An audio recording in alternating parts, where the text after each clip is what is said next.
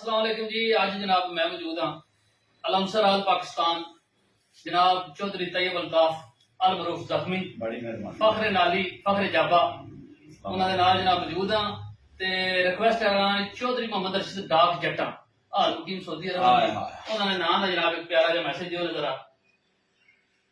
साढ़े बहुत ही प्यारे वीर काबिल इज्जत काबिल एहतराम चौधरी अरशद डाक जट्टा आलम कीम सऊदी अरब जी जी थोड़ा लिखिया अरशद साहब दामन होवे गरीबी मुक गईयां रिश्तेदारियां गरीबां दियां।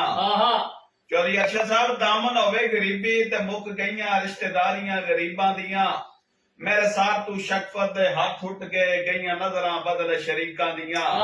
ला इलाज मर्ज दवा कोई नहीं उथे पर्चियां लिखियां तबीबां दियां।